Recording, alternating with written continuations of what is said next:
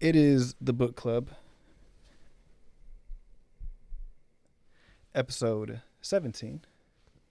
Here, great episode last week. I thought. What do we do? Limp Bizkit. Limp Actually, Bizkit, I take that back. Significant Other, yeah. One of my favorite episodes. Because how often do we get to? At what other point in your life, Muhammad, would you have dove deeper into Limp Bizkit, Significant Other? Never. I'm so glad that we took the moment to go through it. It actually led me down somewhat of a rabbit hole. I did end up watching the Woodstock documentary that you're telling me about. Okay. It's like Trainwreck Woodstock 99 on Netflix. Right, I watched all right. 3 episodes like in one day. Yeah, it's just so interesting, and just that time period. Was it Fred Durst? They interviewed him, right? Did they talk a little bit about it? Yeah, he does. He briefly mentions it, and they show clips of it as well. But yeah, it seemed like it was a shit show. Oh, absolutely. Yes. No pun intended. I'm glad you watched it. That was interesting. But yeah, that album, I think, captures a very specific time period, mood, energy that 1999, 98, etc. captured. And Right. Yeah. What'd you think? Excellent. That was because that was the first time I've ever listened to a Limp Bizkit album in depth. You know, like the songs were kind of around before and everything.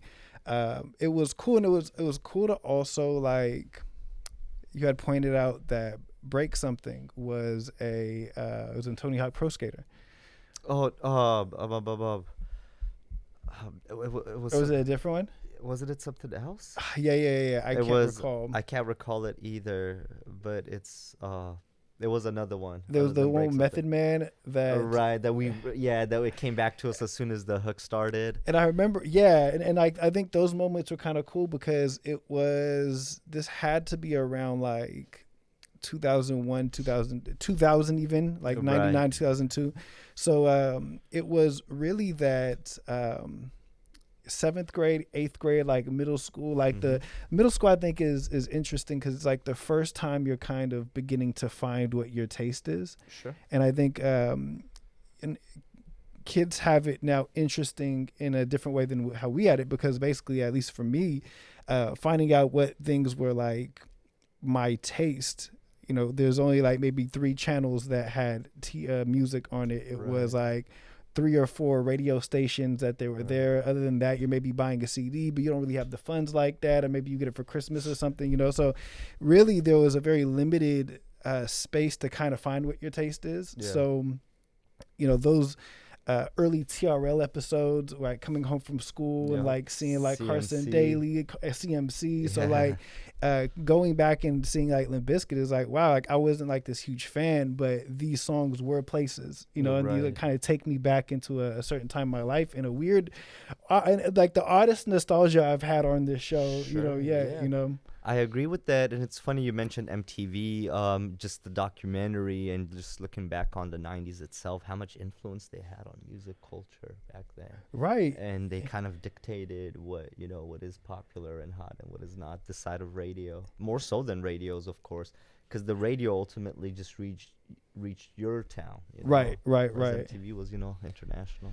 I'm just going to go on record saying that the 90s were like, especially like mid to late 90s, peak America. Oh, that's the top right absolutely. There. When we got Beavis and Butthead, like as long as Beavis and Butthead and other Mike Judge shows were running, it was peak America. Right, exactly. Like you can I can understand the argument of like maybe like the Roaring 20s, right? Yeah. But it's like, would you have rather like drove in a unsafe car before seatbelts, or would you have rather TV?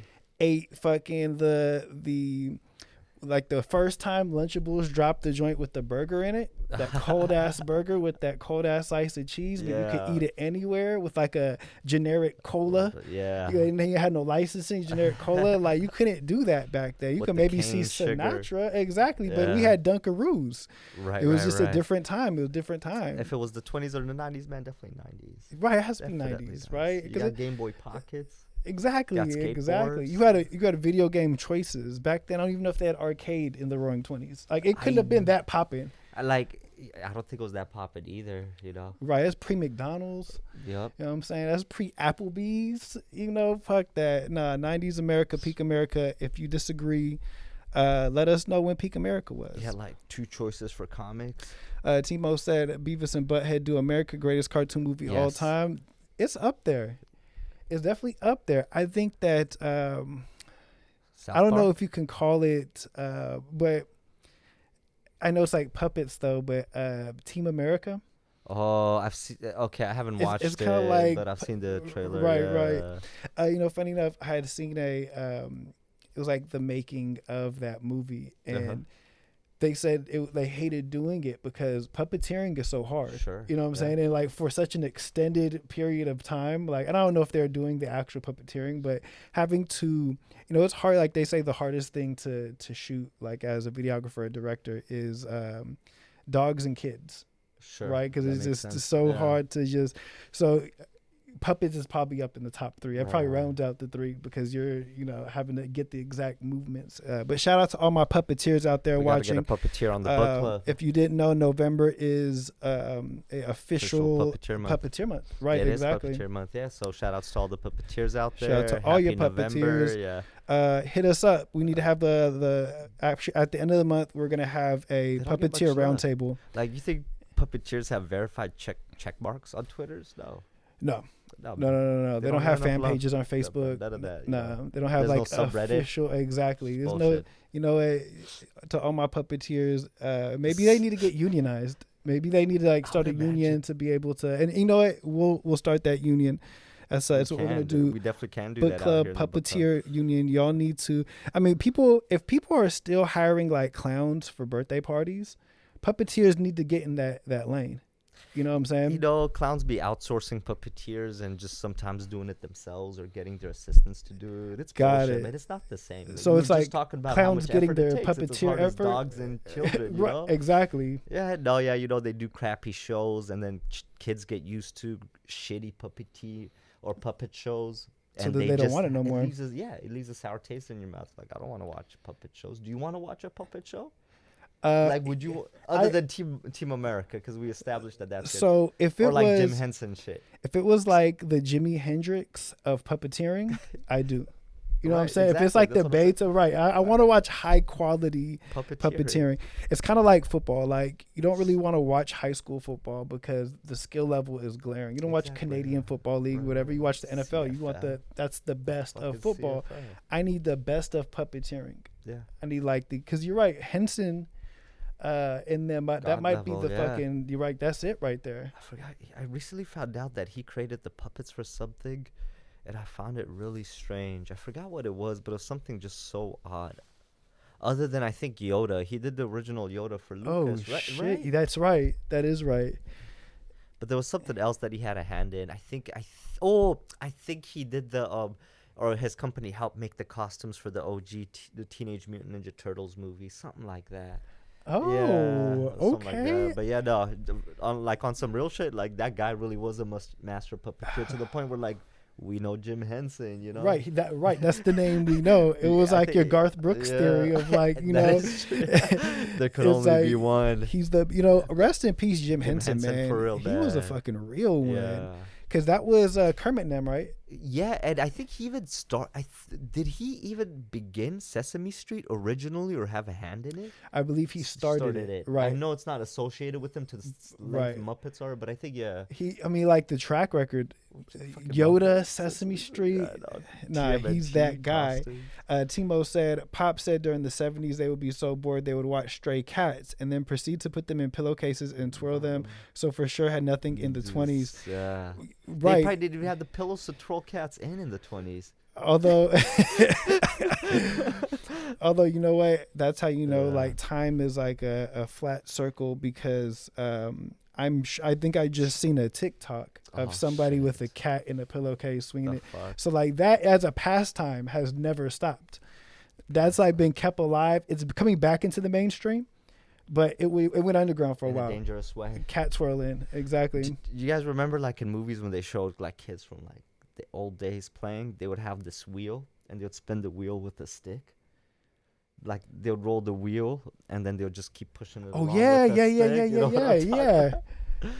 Some real goofy shit. Uh, I mean, they had think about how garbage the paddle ball, the paddle, oh, yeah. because like once okay, Shit ain't a so kendama. you start doing it right, you start Yeah. doing it, and it's hard at first, And it right? gets You easy. don't know, and then eventually you're good at doing it. Is that the okay? It wasn't a toy. That was the first fidget spinner. It was. Oh, absolutely. You know what I'm saying? Oh, It wasn't yeah. like, it was no game. There was no sport. Yeah. It was just like this. That was like for kids in like the 50s who had ADD. You can find the kids They're with like- ADTs and fucking pedal balls. Right. Whoever's fucking just doing that. Timo said, kick the can.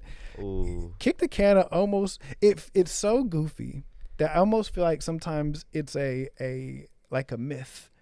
You know what I'm saying? I don't know if people was really playing kick the can because I'm thinking like, damn, y'all was really Yeah, just kicking the kicking can?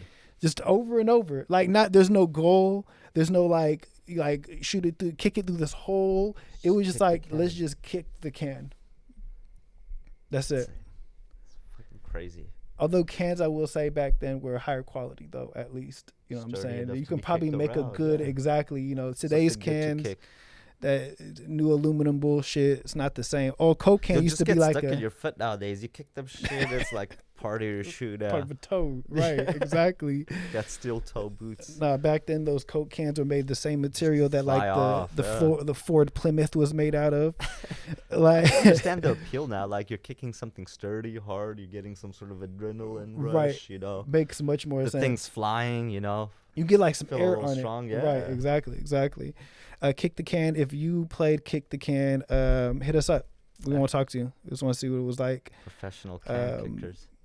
Hit us up on, it's probably old people, so no, hit us up on Facebook. Facebook, yes. Add us on Facebook. All Send our- the friend request on Facebook. All our boomers out there.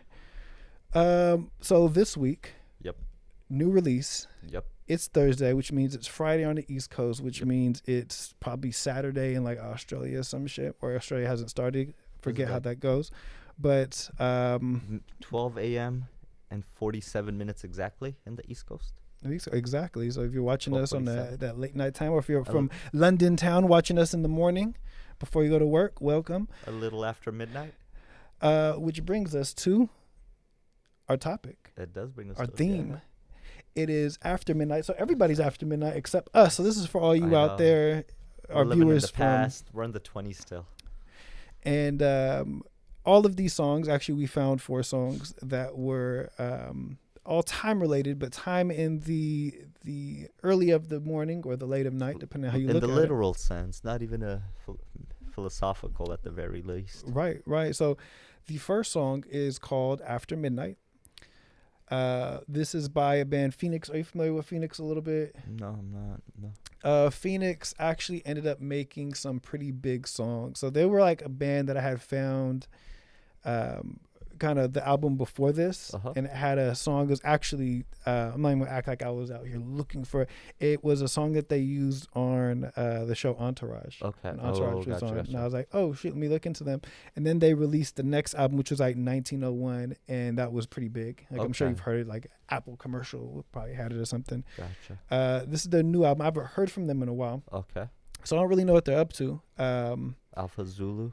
Alpha Zulu just Okay. came out tonight. Mm-hmm. So this song, After Midnight, because if you are watching this anywhere else, it's After Midnight. Yep. And this is the book club.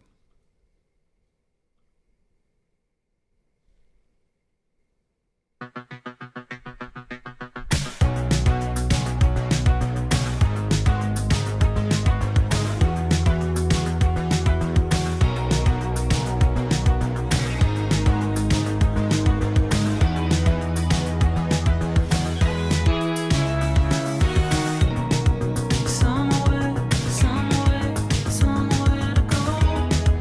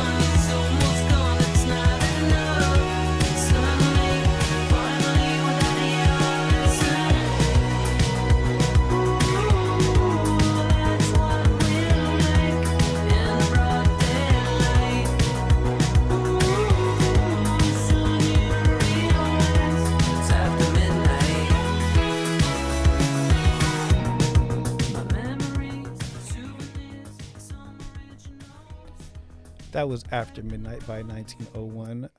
I agree with Hooligan, who said it's got that 1980s vibe.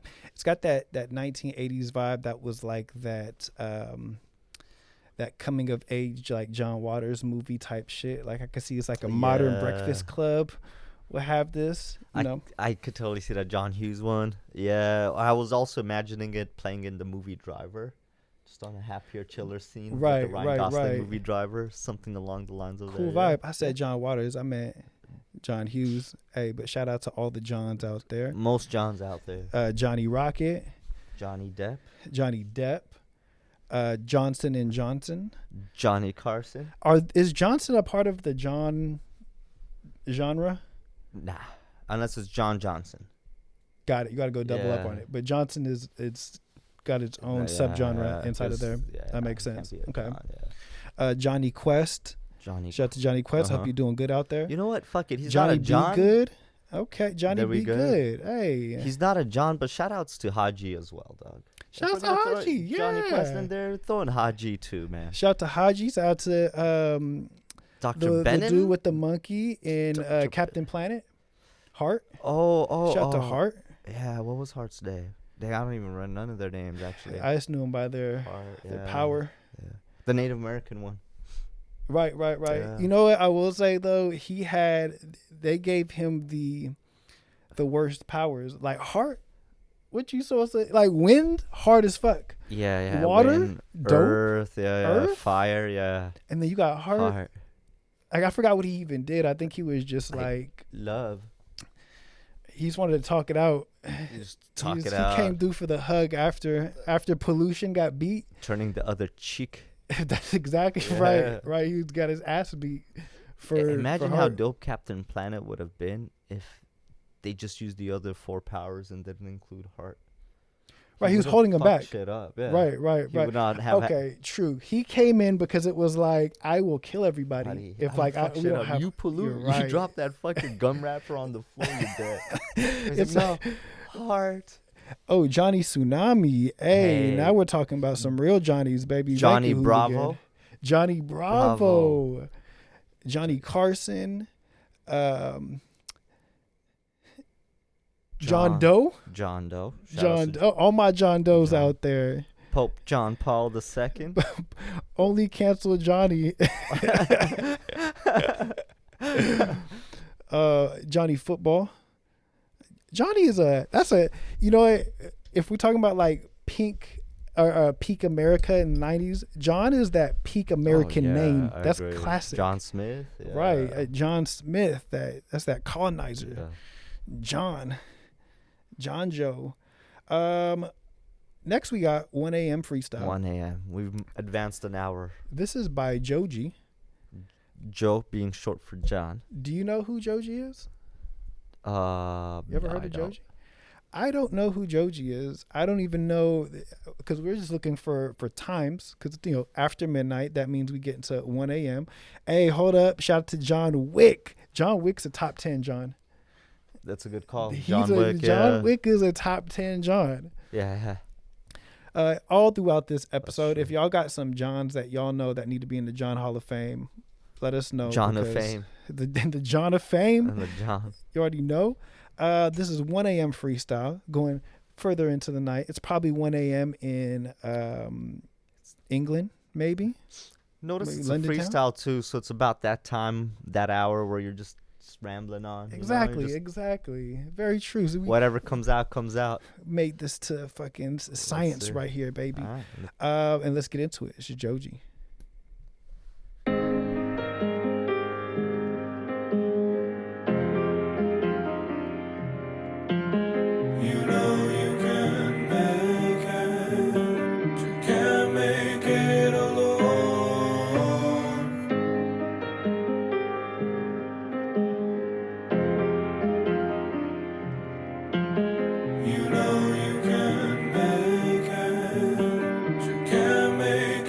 Alone.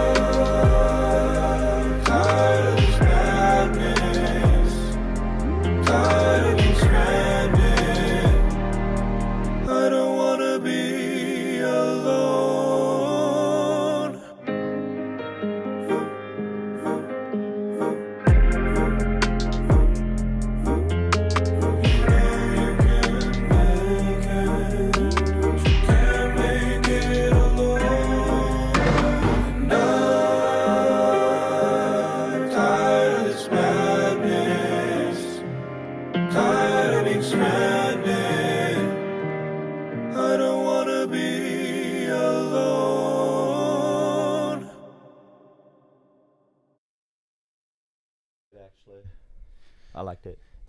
But I'm convinced anything that is labeled with, midnight hours, anything between midnight and 6 a.m. has to be moody, depressing, Right, right, melancholic, etc., right. etc. Because it's about that time, 2 a.m.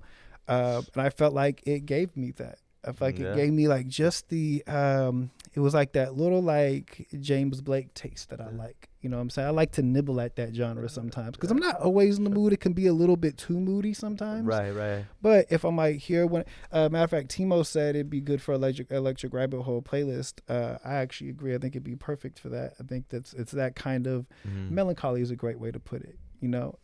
If you want to get into your feelings, you can. It's 2 a.m. Yeah. Nobody's gonna say nothing. Yeah. But if you don't, you just want to have it in the background as background music, also cool too. I like that. You guys should check out that Joji. It would actually make me want to check out more Joji. Yeah, that was pretty cool. We got some more Johns in here. Haku asks, John Mayer or John Travolta? Now, if we're talking about the John of Fame, John Travolta has an interesting path here, right? Because he was when he first broke out to the scene, Saturday Night Fever, right?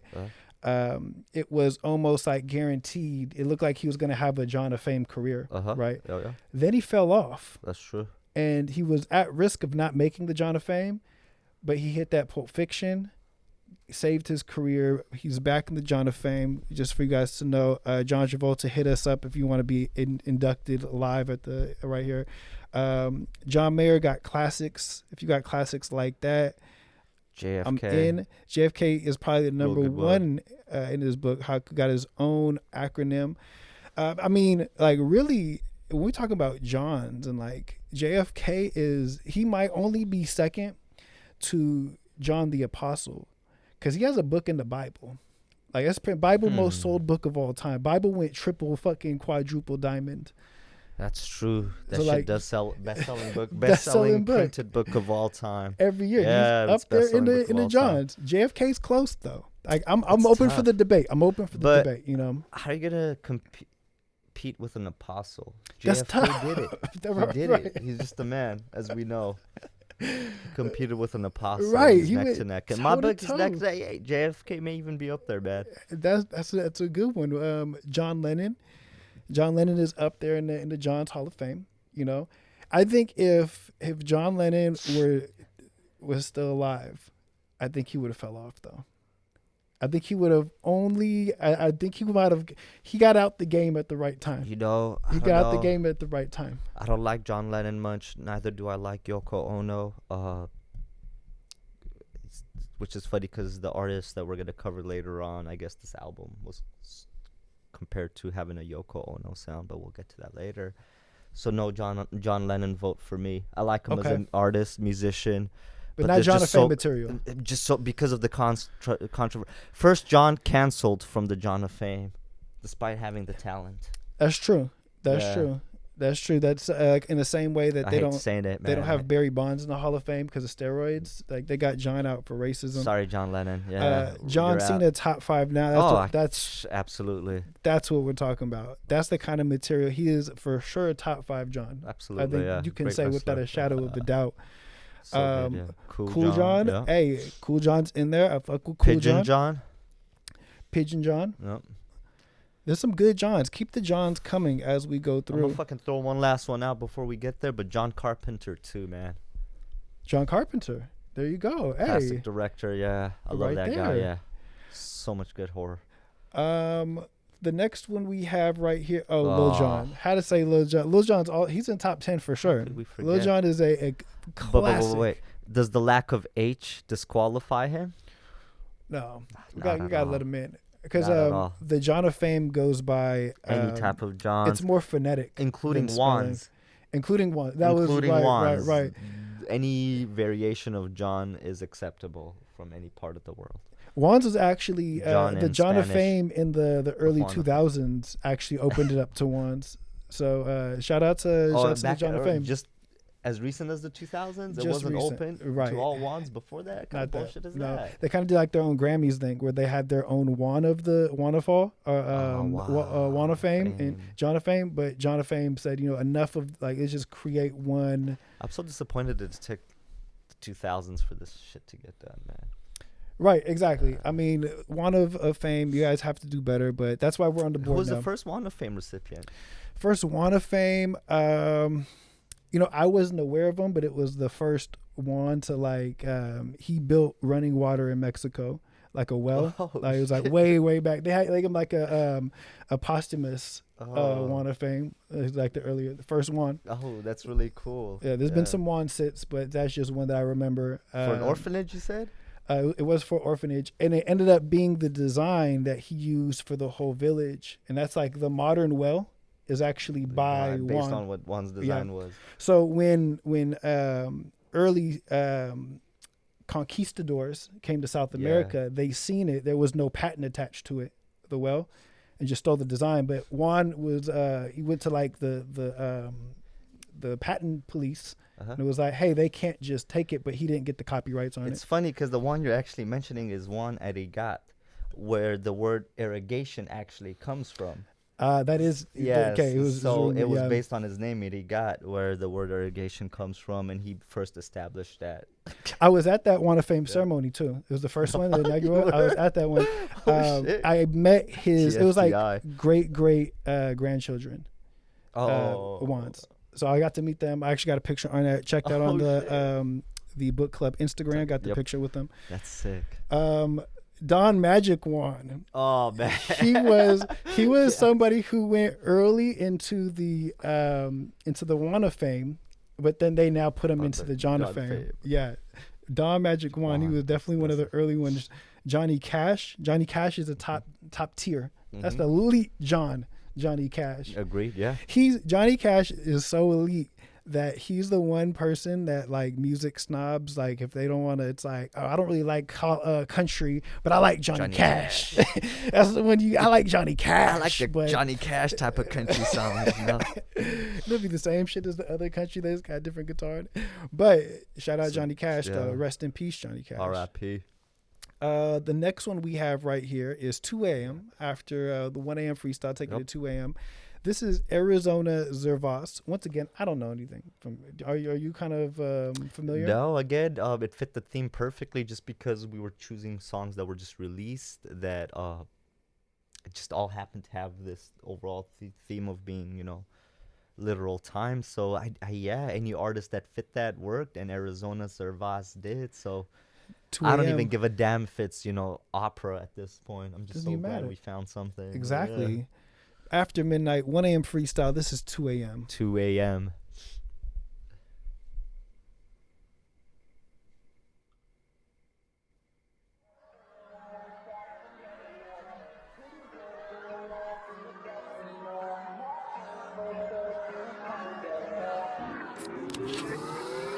It's 2 a.m. I'm one shot from blacking out. Pretty girls doing lines in the bathroom now. My friends fucked up, we ain't coming back down.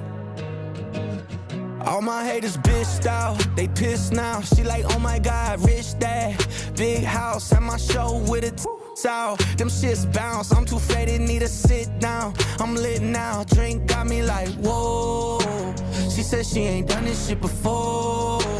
How come you do all this like a pro? Wake up every morning on the floor, but I ain't wanna judge, I do the most. It's 2 a.m., I'm one shot from blacking out. Pretty girls doing lines in the bathroom now. My friends fucked up, we ain't coming back down. Cause it's 2 a.m., I'm one shot from blacking out. Pretty girls doing lines in the bathroom now. My friends fucked up, we ain't coming back down. 2 a.m. we getting kicked out to my crib. See that shorty going too wild. That's my bitch, and she wanna bring a friend too. She brought 6, got me faded off the 42. We all lit, drink got me like, whoa. She said she ain't done this shit before. How come you do all this like a pro? Wake up every morning on the floor, but I ain't wanna judge, I do the most. It's 2 a.m., I'm one shot from blacking out. Pretty girls doing lines in the bathroom now. That went a different direction from the music I'm a bump while driving at 1 a.m. at night. Through the street lights, all sad. The rain pounding against my windows. I've noticed that Party we time. we're telling a story here. So we have the after midnight, right? So like the end of the club, right? Still like music is still playing though, right? You get in the car when they freestyle. What we didn't know is we're headed to the after party. We just found out. Right. And we were a little drunk and buzzed and we forgot where we're going. Right, exactly. Zoned out for a little bit. Yeah. And you know what? Arizona Sir Boss, he didn't have to go that hard on this young lady, whoever it was. He had her business out there like that. Really like it was one thing to say like maybe at she 2 a.m. needs, at that, bro. Like, come on. like one thing to say maybe like she needs some help, right? That sounds concerned. But you didn't have to tell him that she was sleeping on the floor every night. Yeah. That was a little too much. I don't believe it when he says I'm not even trying to judge. I do not believe that one bit. You know, like you just put it out there. I do not 100%. I agree. That was so he had to say that to try to save face. Like I'm not judging, but I'm just saying that you were on the floor though. Yeah, you was drinking the 1942 a little hard. I'm not judging. Nah. You said you'd bring a couple friends. You brought 6. I couldn't accommodate for everyone. You know, get the Uber I black got a table for food. I didn't get an XL. Shit. You got to call a different Uber. It's just me and a couple of my boys. I could have hit up more. This is just right. You know, it's not going his way right now. So that's what made him upset. Is it was the Uber price because it was already surge hours, and he was like, "Damn, you brought 6 friends." The logistics for that. He looks at the little bottle that he had from Total Wine. That was just $20. So now he's having to get the 1942. He didn't tell us that he had to pay for the 1942. Got the table and everything. They had to get like the bigger table now too. Have like 8 heads on a fucking spliff now. Right, exactly. He's like, once I pass this, just gonna not even come back to me. Like 6 of her friends. Oh man. Pulled the vape out. Her friends like, can I hit that? Can I hit that? All night it's like, damn, my battery's dead from it and everything. I get it. You know what? Shame on you. Just my mind has changed. All right. I'm kind of feeling for Arizona Sir Voss now. I am. No, absolutely. Which brings our final song. This is so after the after party, they hit you up to go to another after party. Right, and you gotta call another Uber XL. It's ridiculous. Yeah. But this it's 3 a.m. on Glenwood. So see, I haven't heard anything from this album, but this is one of there's a few tracks there that are Drake solo tracks. Right. But this is the only solo 21 Savage track. And 3 a.m. on Glenwood, and if it's a solo 21 track, man, I don't think there's a party on Glenwood, dog. I think there's something else going on at 3 a.m. on Glenwood. There might be. Party. Very true. What that is, we'll find out right now. Let's see what 21 Savage meant by that. Maybe it is. I don't know.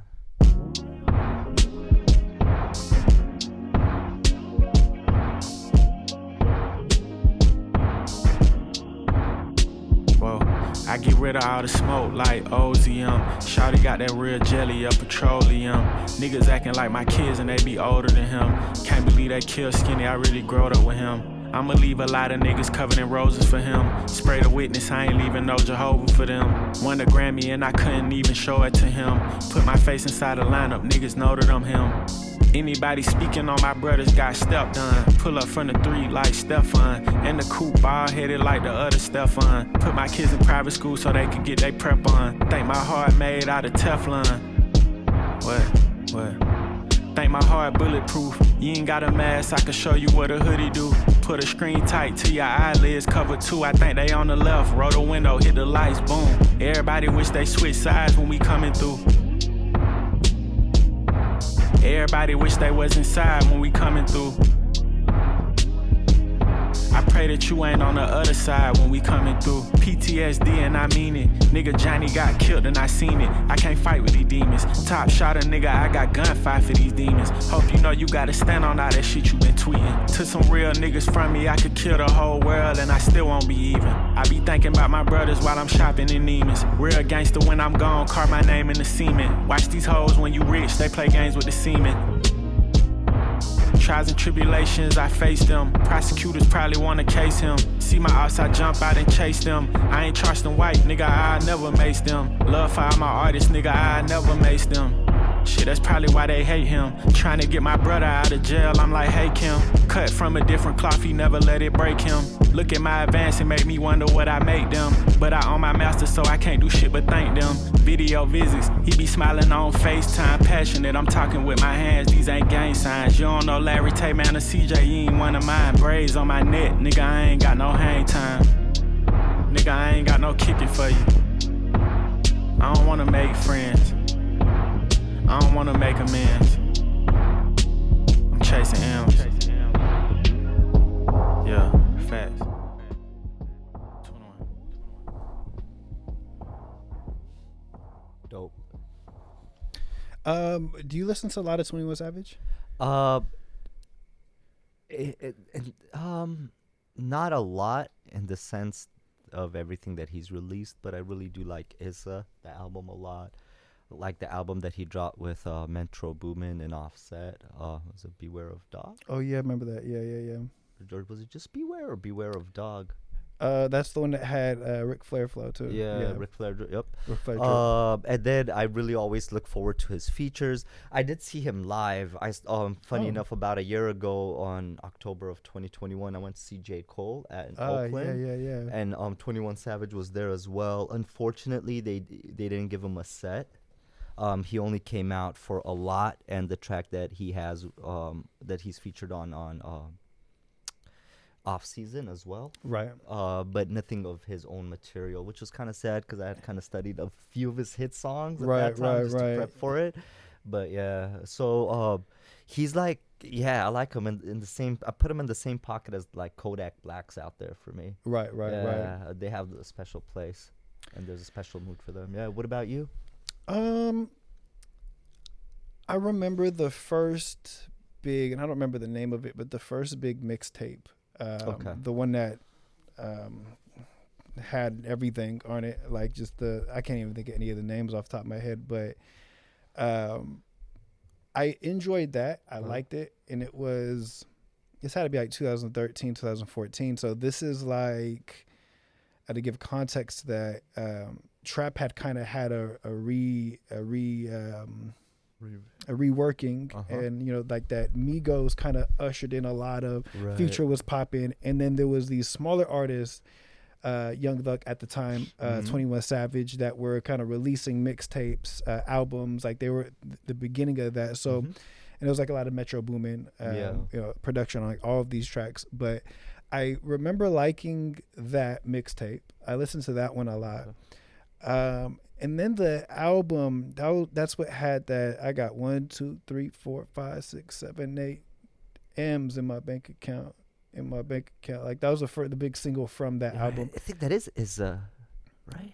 Is it the one that had like the cartoon cover? Yeah. I think that's with him drawn in, right? Oh yeah. I know what you're talking about. Yeah, that was that. There was a couple songs I liked on it. That's a really good one. Yeah, that's. Yeah, I kind of like fell off though, and like I then kind of just don't really care. A lot of times the music could be a little too cartoonishly violent for me. And I'm like, that's part of the charm for me. I get what you mean. That's why I said there has to be like you have to be in the mood of what to expect. But I think that's part of what I like. I think I Am Greater Than I Was would be an interesting one for us to do one of these books. Not that I've listened to it, but right. But that's supposed to be the one, right? To like break down a bit, yeah. Unless, did you check it out already? I haven't. Okay. Yeah, so I kind of I'll see him on like a feature every so often. Like he's on the Calvin Harris album. That's right. He had a single on that. So he's always been like okay to me, cool, fine. I don't really go out the way, but I say that to wonder if there's a lot more 21 Savage songs like this, because I feel like this was in a more introspective than I think. I wouldn't say what I usually hear, but more so I guess what I expect. Sure. And I wonder if this is like I'm curious of the rest of the album, because I feel like What a Time to Be Alive, I felt like that was Drake getting into more of like a Future sound. Of course. Yeah. Right. Okay. This and this being the 21 Savage song feels like it's more of like a Drake maybe led project, I guess we could say. And it's maybe putting 21 Savage in just like a different type of environment musically Mm-hmm. to maybe give more like, and if there's more like this, I enjoyed it, but I did enjoy it. Like I was pleasantly surprised by Nice, yeah. I like I wonder it a who did lot the too, production on that too, if anybody knows. The chat said Drake and 21 Savage dropped the album tonight. Her loss. Yeah, this is actually from that one. Mm-hmm. Sorry, like Zara said, Kim Lawyer Bar is peaking on trend right now. I did catch that. I think this is from the album. Timo says Drake needs to get back to the streets since the Gordo one. Yeah, that is probably a hey 21 Savage. I can use a boost right now. That brings us to our actual album that we're doing tonight. Yep. Haven't heard this one before personally, but this is, as you can see right here, Drake, not Drake, Drake York. Bjork, actually. This was somebody dropped some BSBs last night, so I like Zara, and you know, we just like when Haku did, and we ended up doing Significant Other Limp Bizkit. We are doing Medulla by Bjork. Yep. Yeah, it's gonna be an interesting one. I'm not as familiar with Bjork as I'd like to be. It's gonna be the first album I'm gonna listen to. Did you do a little? You got a little research. Got a little tidbits for us. Little baby research. Medulla means marrow in Latin. That's the only thing I've retained thus far. 2004 album. Okay. And then I guess it's gonna have a really interesting sound. We a lot of vocal harmonization. Originally she wanted to take it a cappella route, but I'm interested to see what the final product is and what odd and unique is considered for Bjork, just because anything I experience at this point I'm probably gonna more so associate with her sound, you know? Right. No, absolutely. What about you? Are you into her music? Yeah, I like Bjork, and I like it in a way that I wouldn't say like I'm a hardcore fan like I would be for, say, like a Sade or like a Fiona Apple. Okay. Like I know all of the albums and I know like the songs.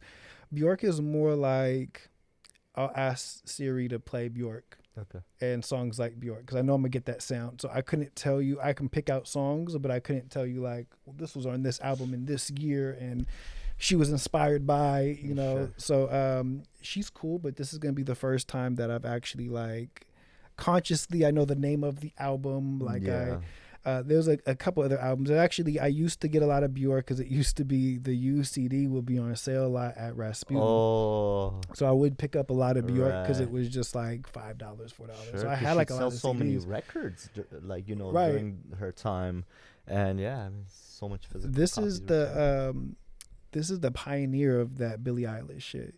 You know what I'm saying? It's a pioneer of like that weird alt girl music. Gotcha, You know, this is who started this shit. So definitely paying respects to a legend here. Haku said we support Bjork in this household. Absolutely. The Icelandic princess. Absolutely. And you know, we'll see. We'll dig a little bit deeper as we hear it. And this is Medulla, song 1. Pleasure is all mine.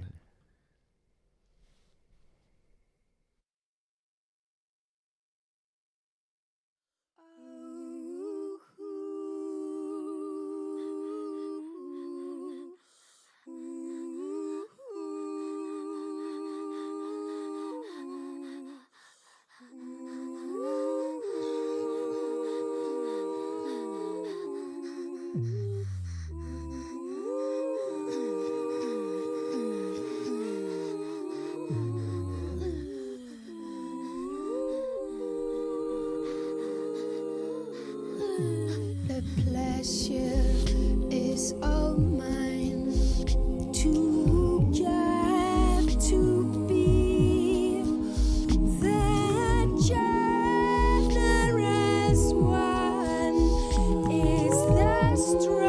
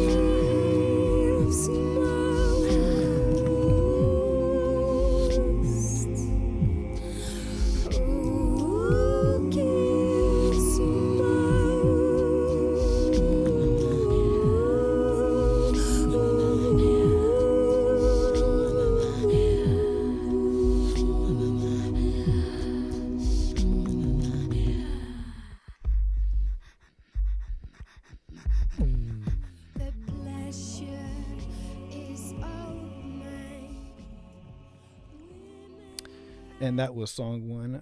Pleasure is all mine. Thoughts?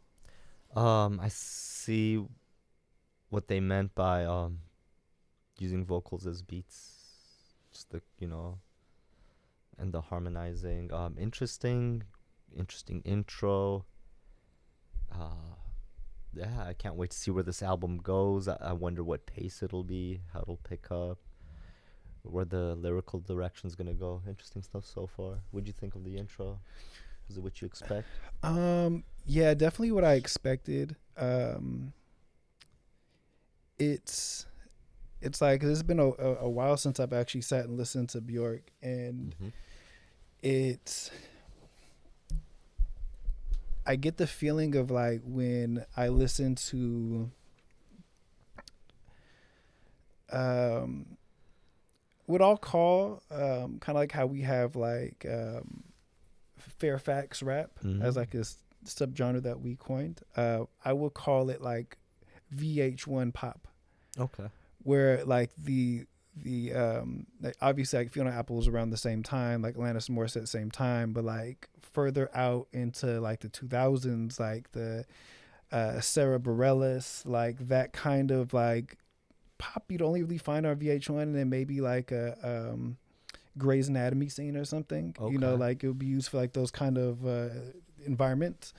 And so it's just kind of cool to just kind of hear because it's the singing style to me that makes the style, you know, that I think a lot of people have captured, you know, going forward, where it's obviously she can sing, you know, she could probably sing anything if you just put it in front of her, but it's this way of kind of creating the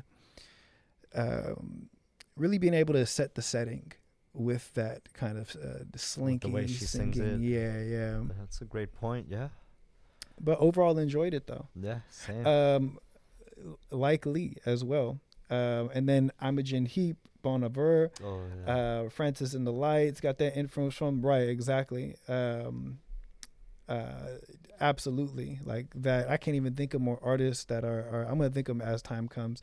And of course, if you guys have any more Johns in the John Hall of Fame, that hasn't stopped. We're taking nominees all episode. Next one is called Oil Breton. Now I'm not gonna lie, the little dots on top of the O, you know, Öl. do you know how this is pronounced properly? It's since kind of like German, it's Öl. Oh, It just has an Ö sound to it. Öl Breton. Breton. I'm guessing it means oil Britain in Icelandic or whatever language is spoken in Iceland. Well, you see where we're gonna go with this Öl one. Breton. But really quick though, Johnny Rockets and Johnny Knoxville. How could we forget? Johnny Knoxville. That is definitely a first ballot Hall of Famer. Let's go into, say it one more time. Öl Breton. Hal, hal, hal, hal, hal, hal, hal,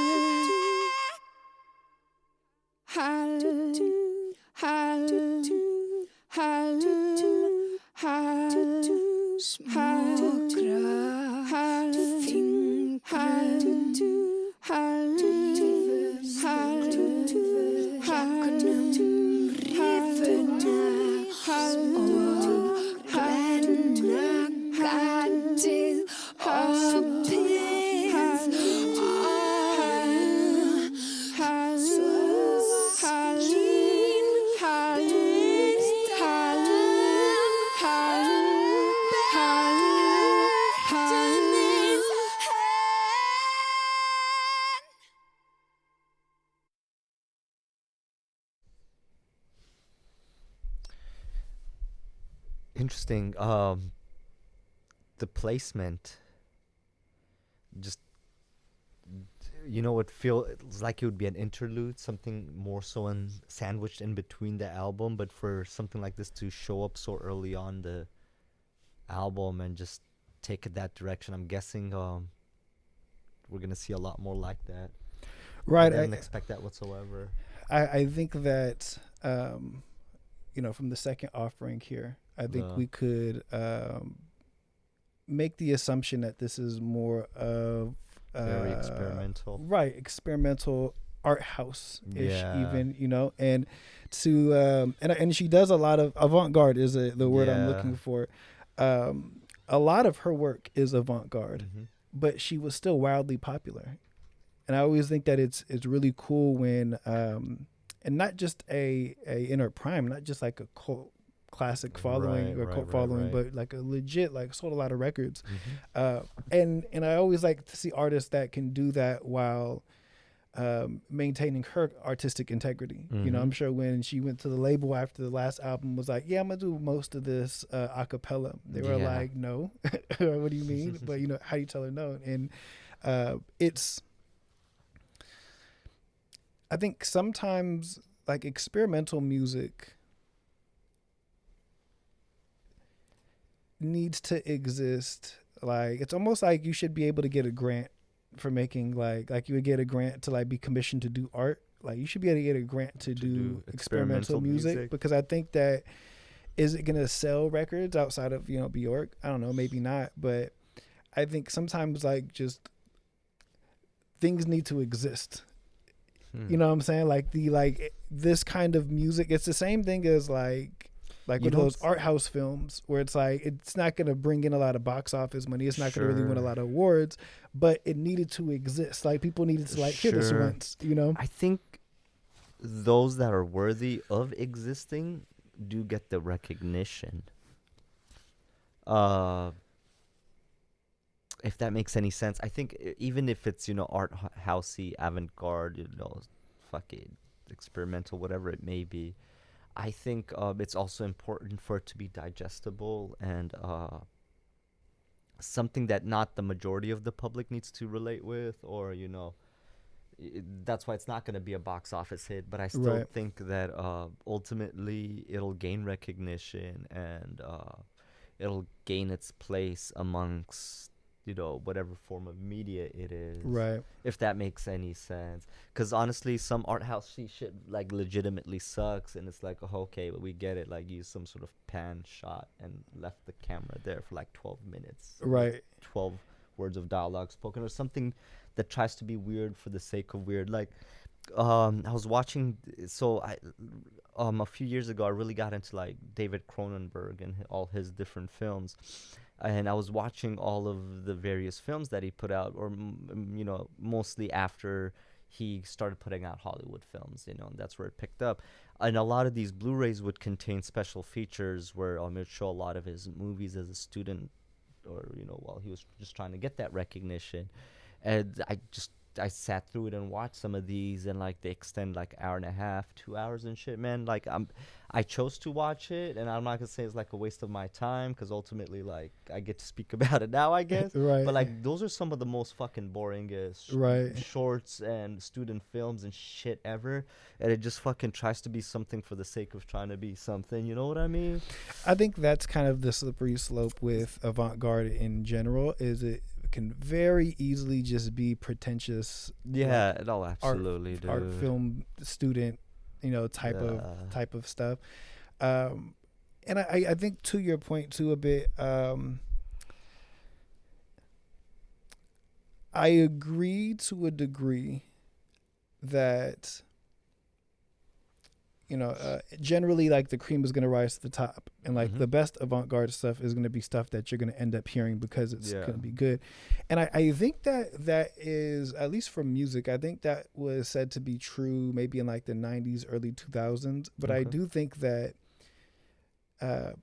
and I don't know, maybe it worked for the bottom line for like Viacom. So like business wise, maybe it wasn't a bad idea. But I felt like when VH1 turned into like, hey, we're competing with TLC for like the trashy reality show, title, it lost that bit of that, because that was what broke those kind of artists. So there's like a platform already where I can go to VH1 and get like the alternative to MTV and like find these more avant-garde artists, like the pop versions of them even, and like the vast, and be able to have a choice to make a decision of like, oh no, this is actually just some pretentious bullshit, or like, oh wow, the Bjork is really interesting, like be able to look a little bit deeper into that. And I feel like we don't have the kind of platform. I feel like we've somehow, with access to like all of the music in the world and all of the videos, you go to YouTube, watch any music video, like read up on anybody's whole life or whatever. With all of it, somehow we end up kind of getting cycled back into this, like there's 3 places to look for new music and they're all going to have the same music, and we're not able to get the diversity of, and I'm sure there's platforms on a smaller level that exist, but now you're kind of, the people who are looking for avant-garde music are going to be able to find it. Whereas I think like 13-year-old me was able to just, there was a general platform that was able to give me things that were interesting. And it gave me then the foundation to like look for it on my own. I think that's a good distinction to make is for somebody like you and I, or most people out there, will be able to find what we're looking for in the genre and sound that we like just by digging and digging and digging. Right. But you're right. A lot of people, especially younger people, will have it spoon-fed to them, and which is okay, just as we had shit spoon-fed to us. Right. And that does make it difficult. So I guess there is that dichotomy, because I do like the accessibility. Right. Just like I'm the same as you. Whenever like those odd shows would come on, and those music channels that would contain more deep, I forgot what the deeper rap one was for. Was it MTV's what was the MTV one called that was late at night, that would play some of the better hip hop, but whatever it Direct was, Effect maybe, but whatever it was, those would really draw me in, and that's where I would get a lot of it. And I forgot what the fuck point I was making with this shit. No, but I see what you're saying. I think that because we... the accessibility, right, and how that would eventually end. That time slot would end. Or even like whatever was CMC, that time slot would end, or et cetera, et cetera. But at least with nowadays, they could just keep going, and YouTube catches them in the algorithm, or fucking Twitch, or whatever the fuck it is. Right. Could sometimes at least point them in the right direction, I guess. Well, then you kind of put it in, I guess that's the connecting part, is you kind of put it back into, or you put it now into the algorithm's hands. And the thing about like, Spotify, that's a publicly traded business. Apple puts a lot of money into Apple Music. Tidal puts a lot of money into Tidal, right? You're not, but you're getting everybody on a subscription, right? So you've already kind of limited the amount of money you can kind of make by getting more subscribers. Fuck Apple for raising it to $10.99 as of December, by the way. I've seen that. Fuckers. But anyways, then you have to still work with the labels to license the music in the first place, right? So the algorithm, while on paper could feel like, oh, cool, it's going to direct me in the right direction of things that I like. There's been too many times when I'm like, I start with maybe a hip hop artist and I want to find more artists like that. I'm hoping it can introduce me to more things, and then the next song is like a Tyga song. Yeah. You know what I'm saying? Like, I feel like you ask for hip hop in the algorithms. I and think it's that like, says something about you, dog. You're going to really confess that. See, I wish. Like, I wish it was honestly, working. I've tried everything to like change my algorithm, but every time I ask for hip hop, I get like, here's Barter 6 song, here's, and it's like, I'm not. And I've like tried to ask into different, like, okay, if I start with this artist, it has to like at least take, but like 3 songs, it's like 3 degrees to DS2, to my future. It's like everything kind of leads to it. And, so it's, when you put it into the algorithm's hands, well, who's controlling the algorithm? Who's paying the money? So it's, Well, Sony needs to have their artists, not necessarily just Future, but their artists be, in hip hop, like when you're going through it, because it's the radio. You know what I'm saying? Like Payola was existing in the radio. When you look at That's a good point, dude. new like top hip hop songs, it's like, wow, this is the radio basically now. This is Wild 94.9, 3 p.m. or whatever, and it's like, okay, you're giving me the same 5 artists. Like I'm not getting I know this exists, but how, Haku said, I purposely use a more time-consuming method of digital crate digging so that I don't rely on algorithms to supply new music. That's what you have to end up doing. Yeah. I kind of like my roundabout point is like you have to really kind of sit and sift through music. Go through blogs, articles, or even Reddit. just like going deeper into Apple Music of just like searching people and because sometimes I'll do that and I'll be like, well, because if you go to like the page, like even if whatever album at the bottom, it'll be like you might also like, you know what I'm saying? I just try to get as far as I can deeper into that hole, that rabbit hole, to end up finding something that's like, oh, this is new, this is different, So that's what you kind of have to end up doing, is more time consuming. Whereas we did have platforms that were diverse, even like you said, like MTV had a hip hop block, right? And it was giving you you weren't going to get Ghostface RNTRL. You know what I'm saying? You weren't going to get like, the new Redman song RNTRL necessarily. So they, provided that. And I just think that we don't have that, at least not a trusted one. You know what I'm saying? Because you go into like the newly released hip hop A-list on Apple Music, and it's like there's got to be. I just heard a song on a TikTok that was interesting. You know what I'm saying? I just heard like I was watching TV show and like this, I accidentally came across a song. Why aren't these playlists? Why am I not getting the best hip hop? Why am I kind of still getting this very? And it's like, well, labels got to make money, during this as well. So. To connect it all together now from where this all started, before I guess we get on to the next track. So now we have labels, right? And then on the other hand, we have the artists that make, avant-garde music or whatever, experimental music. At which point do you think labels choose to, I guess we'll say, exploit these artists? What do you mean? Step up with an offer, seek them out, get them in the algorithm, basically.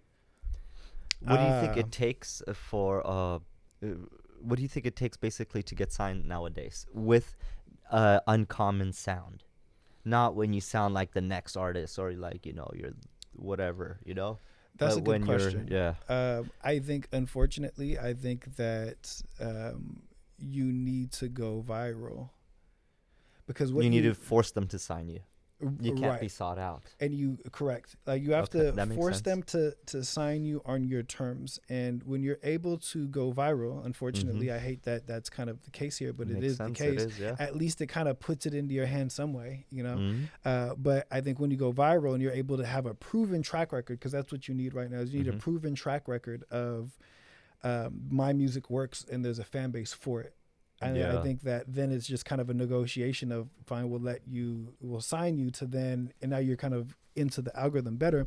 Now, I think that I had watched something recently that was might have been on YouTube or TikTok or something, like right now how record labels are kind of working is you're signing everybody to this like 360 deal, right? Like any artist you come across, whether you're finding them at like some small show in LA or you came across them on TikTok, you're signing as many people as possible, right? Giving them a bonus. And when you sign with a record label, everything is a loan, right? So that bonus, that $100,000, that $1 million, whatever, you owe them back. Yeah. Right. So you can spend whatever you want on it, but you have to end up paying that back. Yeah. Right. It's essentially what it is, right? Yeah. So if you kind of just spread out, $80 million in like 150 different deals, right? You're just hoping that one of them pan out. And when that one pans out, it'll recoup the rest of, and then you're hoping that you have that the artist that you do have, like that new Drake album does well, the new Rihanna album does well, whatever, because those keep the lights on. That's why you see like a Drake, a Rihanna, whoever, have these huge budgets, because it's like you're the only thing that's making money for this label right now. Yeah. Other than that, we're just hoping out of these 150 different artists. So, I Something think sticks. the difference with like back then and now is a experimental artist, to say like a Bjork. Let's say if a Bjork were to go viral, there may not be the leeway that Bjork got, of development and like carefully putting money into it and investing a lot into it because you want to see it through. It's more of a lazy, just like, Let's see if this keeps going. The crazy thing is the labels are hoping the algorithm, so like they're going on TikTok hoping the algorithm feeds them the shit. You know what I'm saying? So they're not even really doing the work to find that artist. It's just like and that could have just been some cat video that used this snippet of this song that ended up being used for a challenge, and that's how they're finding it. So it's where the quality of music that we're getting from the music industry, from like the business of music, is directly related to the quality of work that like record executives are doing, like, or A&Rs, like the people who are supposed to be looking for the next Bjork. They're not even doing the work to look for the next Bjork themselves. So we end up with no Bjork in the algorithm, and I gotta do hip hop with Siri and end up back at DS2. There we go. I am going to play the next one. This is Submarine by Bjork, number 4. Let's go.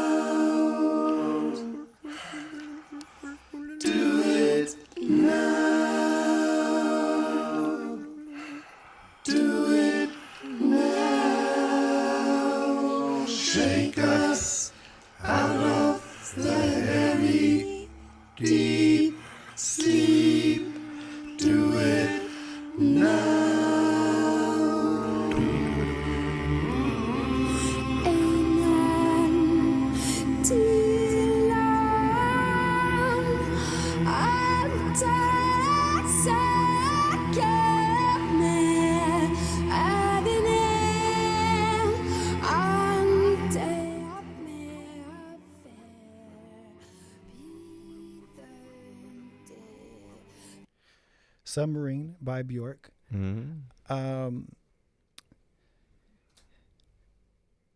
you remember, have you ever seen the movie iRobot with Will Smith? No? Okay. Very quick TLDR, TLDW. Will Smith lives in this futuristic world where robots exist, but robots exist like more as like your maid, like your butler, like things like that, right? So eventually one becomes like sentient, right? And I forget how the plot ends up going, but him and Will Smith kind of befriend each other here, right? And Will Smith is talking about, because the robot is like advanced AI, and it's able to have its own conversation with Will Smith, right? And Will Smith asked the robot something like, can a robot like paint like a Mona Lisa or something like that? And I forgot the response, but I do feel like when you hear something like this, kind of connecting what we were just talking about, you need this kind of, and what I mean by like for music to just exist, like it needs to, whether a million people hear this or like 1,000 people hear this, you need this to like, you got to beat the algorithm. You got to beat AI. You know what I'm saying? Like I've seen more they'll have like rap songs Oh yeah, that are there's like AI rappers. Yeah, right. there's one that's like signed to a label, bro. Yeah, I actually had to drop him just the grand opening, grand closing. But there was like, and it's I think even in like Korea, like K-pop has like these AI AI singers and anime stuff. artists that are existing. Oh, right? yeah, and I think You know what I'm I think saying? it's Japan too, where they have that female pop singer that's Right, like a yeah. right. You know, and when you have to like,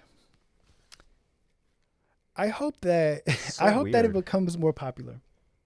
I hope that it becomes so popular that, because as an artist, if you make a song and then the AI can make the exact same song, you got to do better.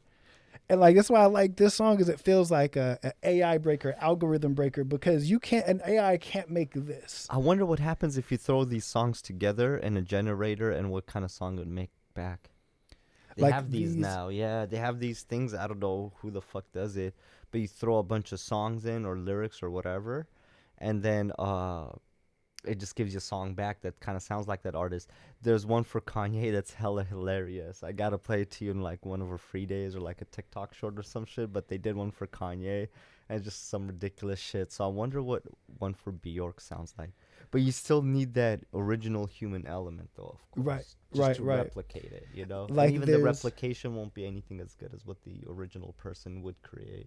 Right, 100%. And I think that's what avant-garde music at least gives us, is there is a human element of like human ingenuity of I'm going to make something that can be like almost uncreatable by the computers, you know, by the AI, by the robots, by whatever, you know, like the and you need this to exist, you know. And that's what I kind of made me feel like. It was like, wow, this almost feels like opera-ish, Yeah, you know it what I'm really saying? does, This yeah. almost feels like, it feels bigger than just Made me put up my binoculars like right. And you know, I bet this is a really good live. yeah, I I would bet it's like imagine. it's an experience live. There was a thing where she hasn't performed much of this live. I believe she performed one of the songs during the Olympics of like 2004, whatever it Right, was. yeah. But otherwise, just because of the nature of the album and the instruments, it's just undoable. And actually, because there's a point that you had made earlier. One of the late night talk shows of England, she was on, and she also featured Roselle. Roselle. Oh, It was actually on really? the song. Yeah. I don't know what song it was, because it was like he was just for that performance specifically. But it could have been this song for all we know.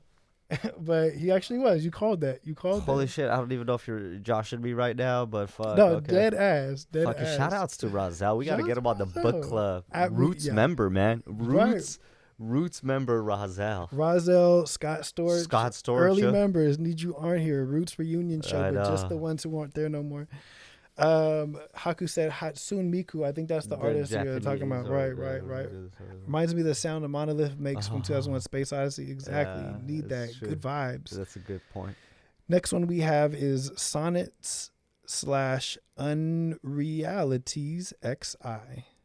On Medulla. This is Bjork. This is the book club. Let's see.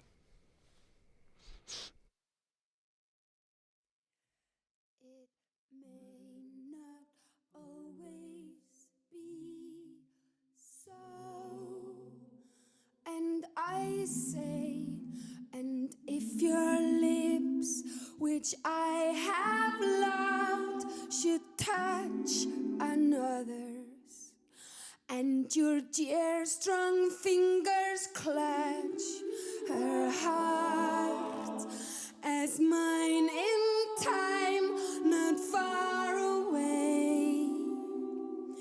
If on another's face your sweet hair lay in such a silence as I know, or such great rising words as uttering over much stand helplessly before the spirit at bay.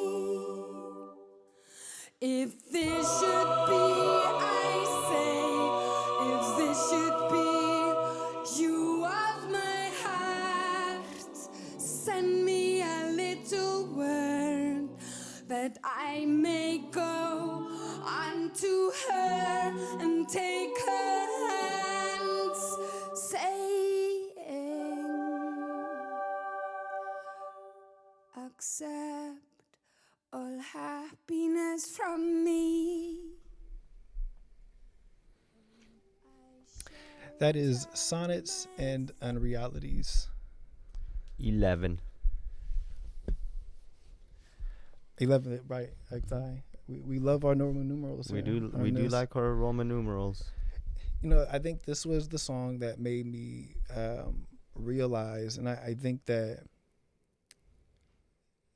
some music, kind of like the conversation like a recurring conversation we've had on the book club, is a lot of music was all music from the beginning of time was the music was made by the venue it was played at or the medium it was played in, right? So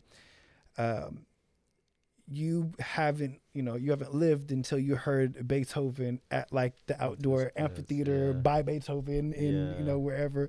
So I think sometimes you need to hear music. Like, have you ever been to like a orchestra, like performance or something like that? Yeah, I have.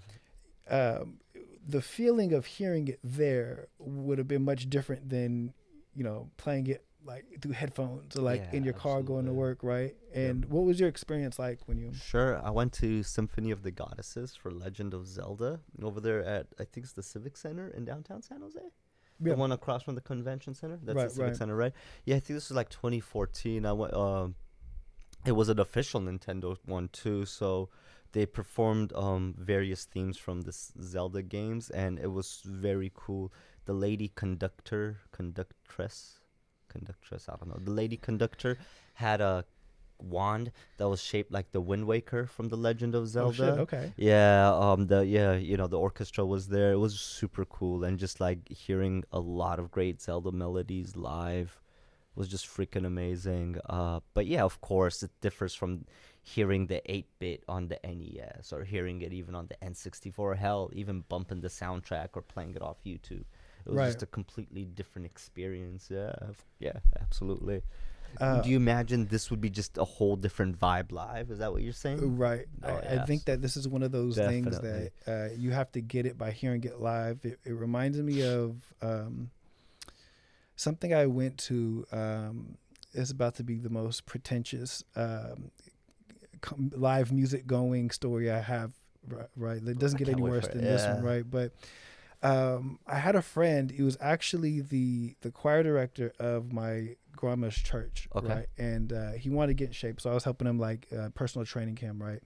And he always had like season tickets to the SF Jazz Festival, which is not really a festival in the sense of like there's all of these everybody on one day. They kind of spread it over a course of like 2 months, and they'll have it around the city. So like certain places will have different venues that'll have different artists, right? And they've had like bigger names in like the jazz type of scene, like kind of come across it and everything. But I remember he had got these tickets to like this.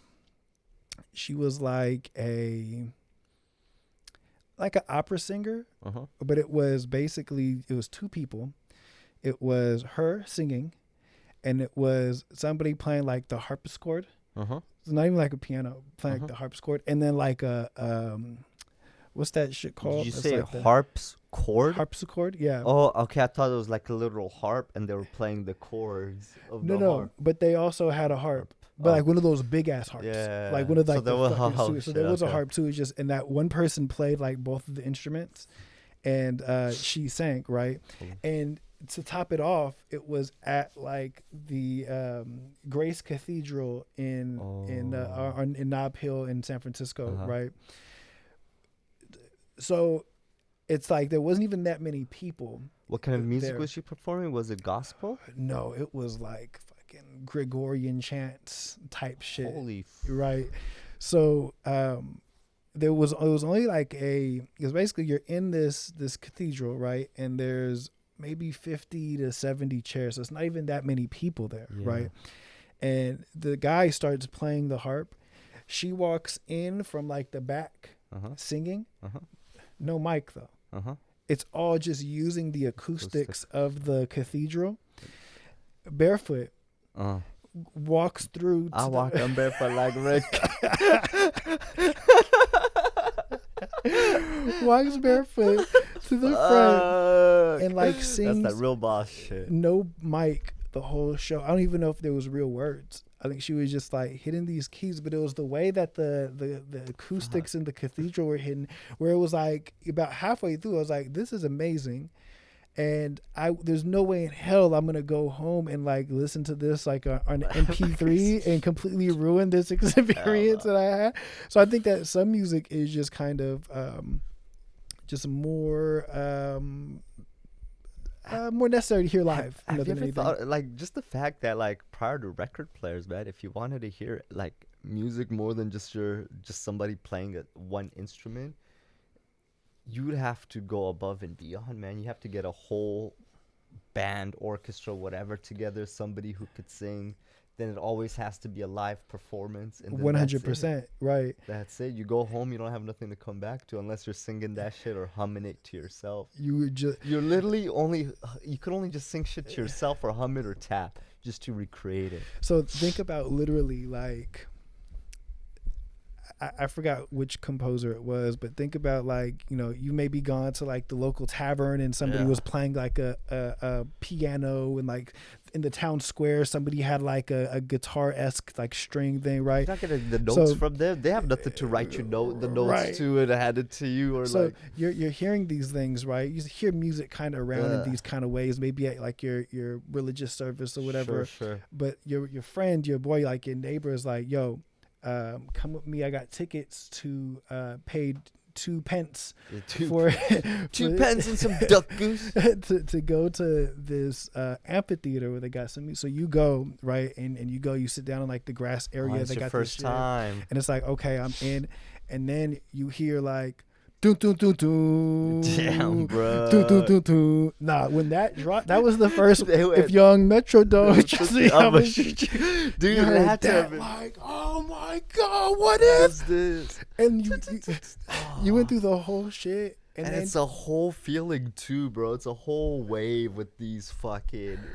And then classic you go home, songs. you can't even tell you're out back in the fields with the goats, and you can't even tell them, like, you can't even describe no, it's like, y'all, like. You literally sing, like, duh, duh, duh, duh. Like, what does that even mean? I don't get it.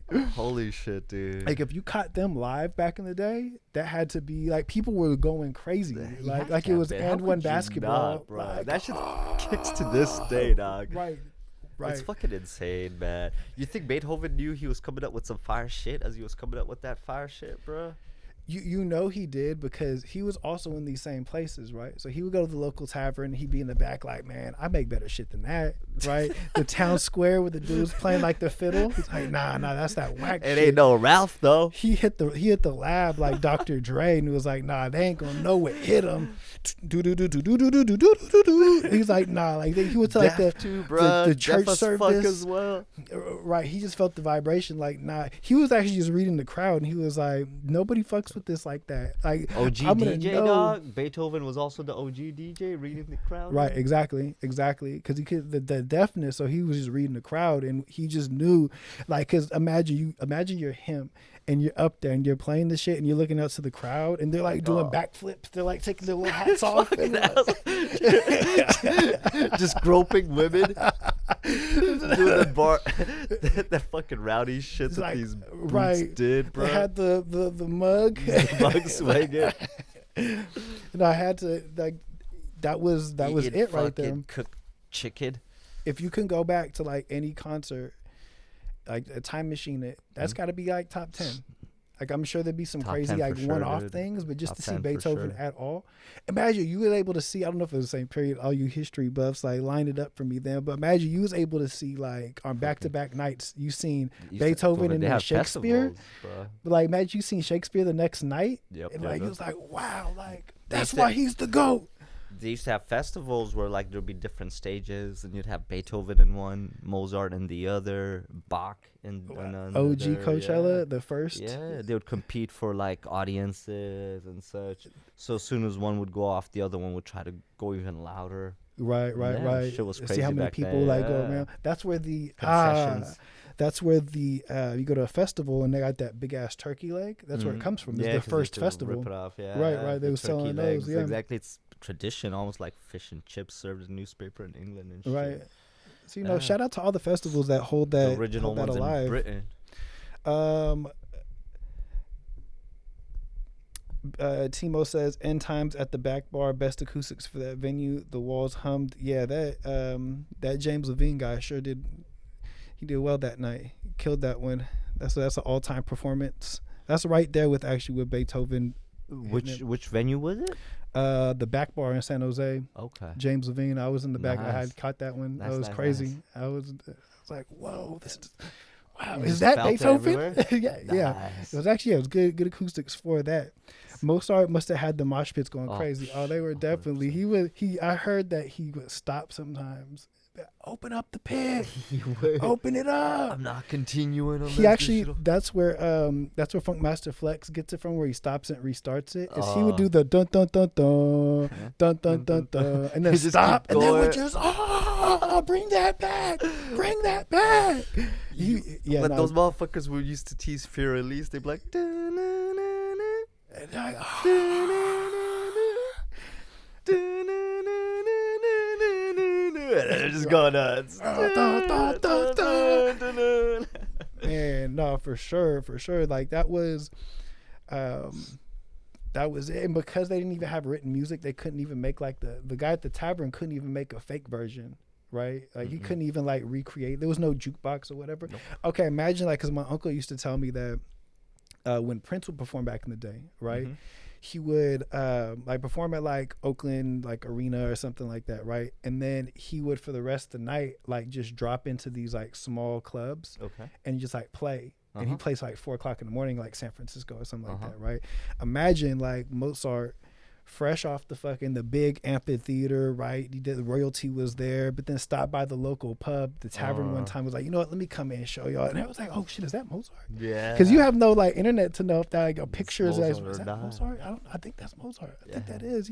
Because he still be incognito, you know what I'm saying? He would change his powder wig to like a different joint, get in there, and then just start like just right there, right? He's like, no, that's him. That's him. Again, you can't take a video, can't take. You have to go home back. I see drawing Mozart at shit. the You're over tavern. there like fucking ferociously drawing his ass. And no wonder shit like the Loch Ness monster just spread, because really you just had to take somebody's word. Like, dude, It's like, no, there's a monster. bruh, in there, Mozart was in the local tavern, played for like 3 hours. But no, he didn't. You just have to take his word for it. Like, what you is literally do. You had to take his word for it. Witnesses, I guess, is the only other thing. Get everybody together. But how do you even link up with those people? You ain't getting Same no people. numbers, right? Exactly. You guys literally just have to meet here when the sun is there. Yeah, no. When the crow croaks a third time. Oh man, the next one we have is Ancestors. Ancestors. Funny, we were just talking about how our ancestors used to listen to music. and she was thinking the same thing. She was. Let's see how her Nordic ancestors were holding it down. And Nordic sounds.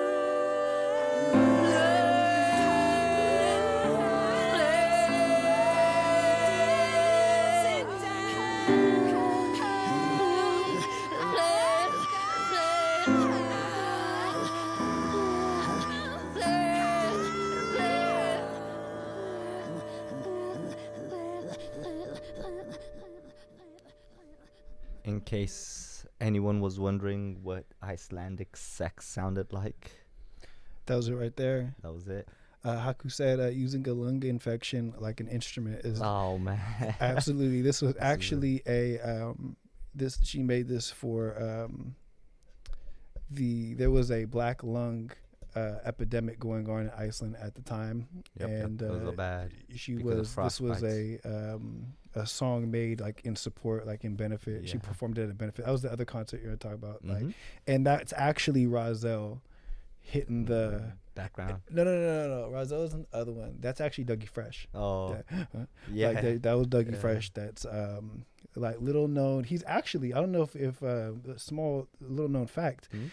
because of this, Dougie Fresh actually has this huge following in Iceland.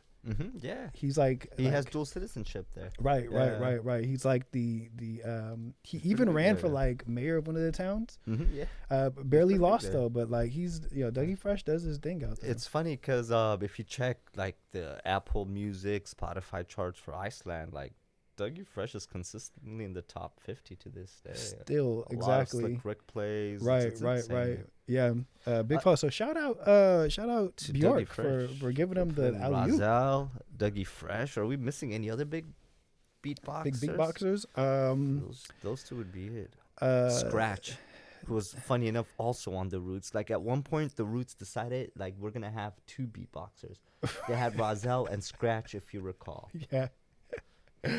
Interesting. I think Biz Markie. Oh fuck Biz Markie. yeah! OG beatbox. What the fuck? Biz am I Markie saying? wasn't on this album, Mm. but they did like a reissue, and Oh. they actually let him Yeah. remix a few of the songs. And It's like, I got you, like, it's a whole So, Biz okay, Markie. okay. So boom. Right.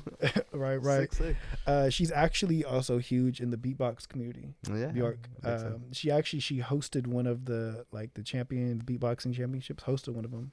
She actually had it in Iceland? Iceland too. Yeah, Nice. Was it all avant-garde and weird and shit? Or was it, it was. just like So a she rowdy- didn't do it again, Uh-huh. but you had to do it at least to pay respects. Yeah. Right. Okay. You know, but it was a Yeah. little odd. It That's was a pretty little sick odd. of her. Yeah. I had tickets to go, but I passed. Actually, 'cause that was Well, the- it's in Iceland, bro. And it was it was the first One of Fame. Oh. I just like One of Fame, beatbox in Iceland. Like which one do we Speaking go of to? the One of Fames, bro, how could we fucking miss Don Juan DeMarco? Don Juan DeMarco, definitely in the One of Fame. Absolutely in the One of Fame. That's a good Don Juan. one.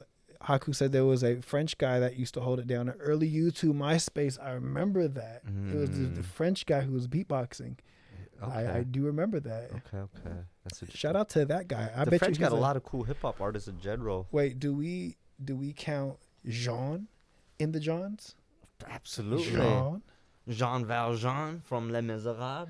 Jean-Claude Van Damme? Jean-Claude Van Damme. Okay. All right. So we're opening up the Jeans. French Jeans. also. Jean-Pierre. I don't know who the fuck Jean-Pierre is, but I'm sure there's a Jean-Pierre. There's a out baseball there. player that's Juan Pierre. Juan Pierre. Yeah. No fucking way. Yeah. Juan Pierre. Shout out Juan Soto. All my baseball player Juans. Next one we're going to our last two. I don't even know how to say this name. This is Mid Vakadogs. Mid-Cuddy Vidoc. Mid Cuddy Vidogs. Mid Vikdu. Hey, you know what? She knows how to say it. Mid-Vidogs. Ice. It got to be an Icelandic. Yeah, Right I hear there. it's a bad word in Icelandic. Right. Very bad word. Don't This rip- almost got censored from there, but she's so big in Iceland they let They it could've. slide. But this is banned in Belarus. Mhm, though. because I of can't that, play it yeah. right. Here it is.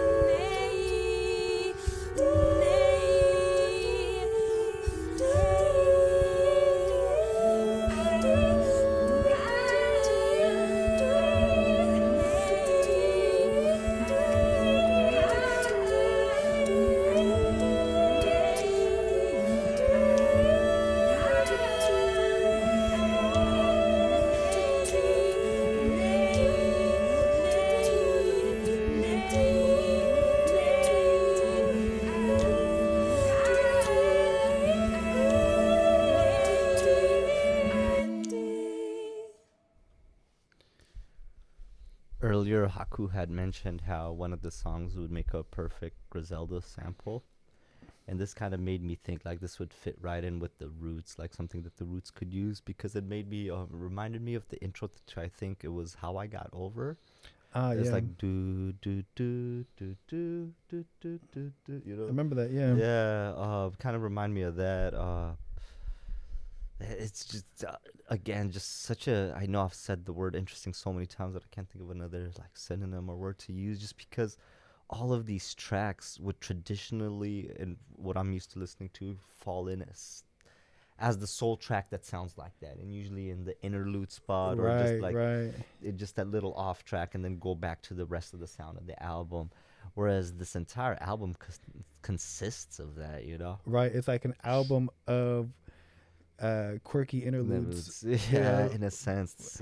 But it's so unique. It's like so well done, and because I could think You about understand like that it's not essentially that it Right. shouldn't be classified as such, or not Right, everything right. that sounds weird is an interlude.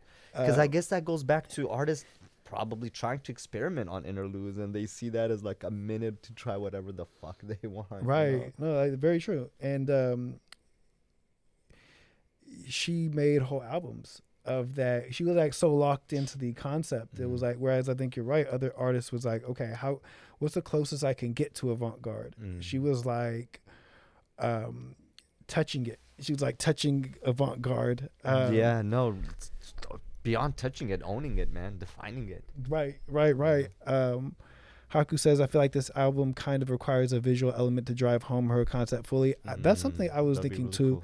cool. I think that this would be a really cool and interesting like score to a movie. Mm-hmm. Like something that would, although I know that the score to this movie would be the most pretentious black and white David French film. Cronenberg's foaming at the mouth right now, Right. ready to take.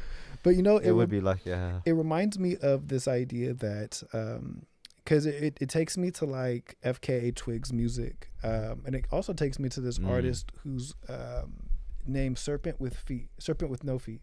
Serpent with no feet. Right. Oh, that's Or interesting. Serpent man. with Feet, one of the two, and it's all like one word. And he's a singer, and he'll have like sounds like drums and some stuff. He'll have like synths, like that. Uh-huh. But a lot of his core style is this like a cappella type of like layered vocals that do something kind of like this. Sure. And it reminds me that I remember I had seen him at Coachella one year. Okay. And it was like the earlier sets, right? And maybe like one song in, the all of the sound goes down except for his microphone. So like he had like somebody on a keyboard, he had like somebody on like these different instruments, but all of those things just stopped working. It was just the microphone. But he sung it so well, and it sounded like the music from the CD, that he was able to still have a great performance. And I always use that at that point, like if all of the sound goes down, can you still hold an audience? That's a level of skill, of musical talent that I think, like, if you took away, I don't want to pick on anybody in particular, but if the beat went back, could you still, and I think Hold it that down. Bjork said, hold my beer. I'm just going to make a whole album with, I'm just going to like do that. Just Hold my like, Nordic beer, yeah. What's that Icelandic beer that there's this Icelandic, I don't think it's whatever. I'm not even gonna fucking get into it. We'll save that for Danny's show. But funny you mentioned that, because it also goes back to the example you provided of the jazz show that you had gone to, where she performed Gregorian chants at the church, right. where the star of the show, and regardless of whether the harp chord or the harp person or whomever other person was there with her, I'm sure if none of that was there, just her vocals and her bare feet alone would carry that shit. Right. And there's not a lot of artists that can do that, and that definitely is a level of skill and talent that's pretty cool. It reminded me of that, because I thought this was a really cool track. This brings us to our final track. Oh, is it already? It is. This is Triumph of a Heart. Triumph of a Heart. The outro. The last 3 tracks, Apple Music has said there's no lyrics. We give up. We don't know. They just said It's just vibes. There's a shrug emoji right now on the Right screen there. if you could see. So here we go. Triumph of a Heart. Last song. This is Bjork. Medulla.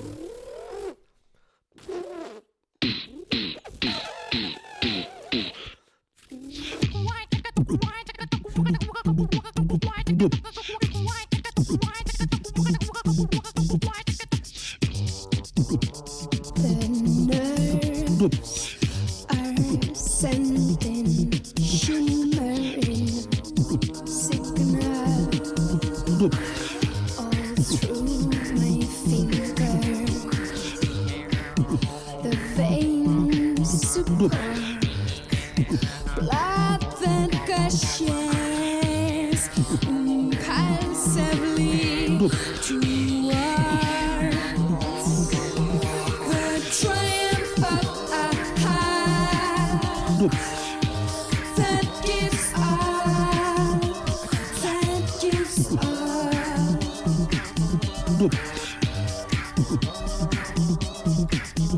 The triumph of a heart that gives up, that gives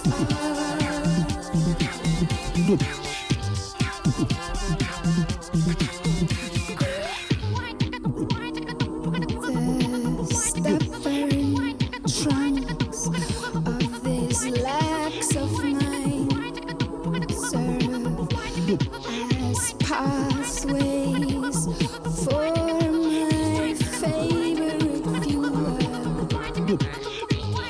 heading upwards towards my kidneys. The triumph of a heart that gives up, that gives up.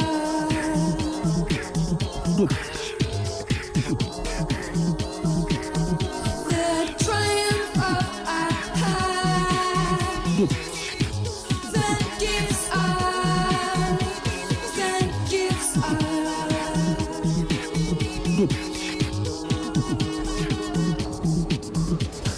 Smooth, soft threads, velvety lens are pushing a network of oxygen joyfully through a nose, through a mouth, but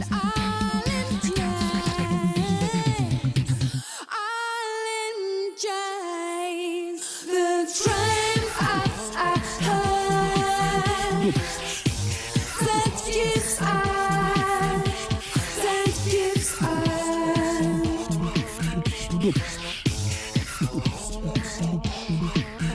The triumph of a heart that gives up. Now, I actually have a little interesting tidbit about this one because I thought this was a really interesting track. This shit was crazy. It was, yeah. So she was on the radio. Also, just so he can probably get his credit. Absolutely. Not only is that Razel from The Roots, but that's also Dokaka, who is a famous Japanese beatboxer. Oh. They're both on that. Now, she was on a radio show where she was talking about this song in particular, talking about the lyrics. And she said that it was probably about just celebrating the body, cells doing roller coaster rides up and down your body in the blood and lungs and just singing. And then she goes on to say, I always think I'm saying something really upfront and direct. And I guess through the years, I'd probably done a lot of alternative medicine like acupuncture. I'm probably interested in the Chinese things overall, but that song is really about that because I don't know if you understand this, but I have a tendency to finish my kidney energy. It's my weakness. And if you kick your heels into the earth, you send back with kidney energy. So I was trying to have one verse about that, one verse about oxygen, and one verse about the nerves. So very interesting kind of like concept of, I love when artists like this go a little bit deeper into like talking about a song because how else were people going to? I mean, there were like body references to it, but it was kind of cool to kind of just hear her take under what direction she wanted to go in with that. I don't even know what to say to that, man. That shit was literal. The triumph of a heart in the sense of like, yo, this thing is pumping a lot of blood and oxygen throughout your body. It's doing fucking work. They should teach this to biology classes in middle school. Wim Hof breathing in Iceland, all that good stuff. Insane. Okay. I dig it. Health consciousness is always good. Haku says, "This is what it sounded like in my PT Cruiser when my radio finally broke." Oh man. It was like those old cars you had to wind up in the front. Damn it! Check engine just came on. Holy shit. So this is the last song on here. For somebody who never really took a deep dive into Bjork, what are your thoughts here? I thought it was cool. I thought it was interesting. It definitely has its, you got to be in the mood for it. Just aware of what you're going to get. But yeah, she seems so talented. You mentioned how like her singing ranges so beautifully and she could take it where she wants. And I really did like the last track in the sense that she hit us with that, like, just in case you think I can't give you a traditional song, bitch. Right, with the same concept. Exactly. Like, same, just in case you think I can't, Right. So just finished off really strong. I didn't know what to expect, but it definitely wasn't this, but I liked it. And if you like this, in my opinion, she definitely has better albums that are a little bit more traditional and like a traditional, an untraditional traditional pop album. Right. Further away from this, but still further away from anything that was kind of going on. Right. What'd you think? How'd you like it? How does it compare to the other stuff? I mean, you just briefly did mention it. I think it's great in a sense that a lot of the Bjork that I've listened to and the albums I have listened to, and just having it played on like Apple Music Radio or whatever, are more of the bigger songs, more of the more popular songs. So it is kind of cool and always nice when you're able to kind of dip your toes into the more the unbeaten path of an artist as you're kind of going through it, like the experimental phases that they may have, and her Jesus, right, like her, the phrenology, keeping her roots almost with Rozelle, but you always can appreciate when an artist has been making music for so long. You could tell she's very talented, right? And this is a bit further in her career, so she's able to and chose to, almost like she was bored and was like, I wonder if I can just make an a cappella, type of album type of thing. And probably one of the most underrated female artists of all time. Maybe it's because she wasn't from America or London, so it wasn't hugely popular. The music wasn't really meant to be hugely popular, but definitely music that needed to exist. We needed this. This breaks the algorithm a bit. And oddly enough, would you say she's a household name? Yeah, and I think it was more. I think so too, man. She also did a really good job of. Just her look really helps her too. She had this, I wouldn't say controversial, but she definitely was like eccentric.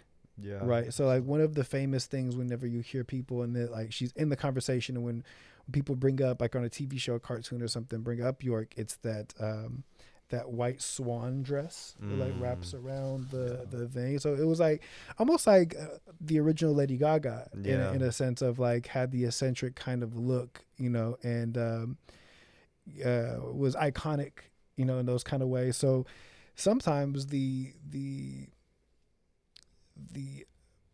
looks or appearance almost superseded the music, I think, with some people, because like they knew of Bjork but probably couldn't tell you a Bjork name. When people talk about Bjork, it was like, oh, that one weird artist that, and said in a and not a disparaging way, said in like she was that one like just odd artist, and like, bro, she wore a swan dress.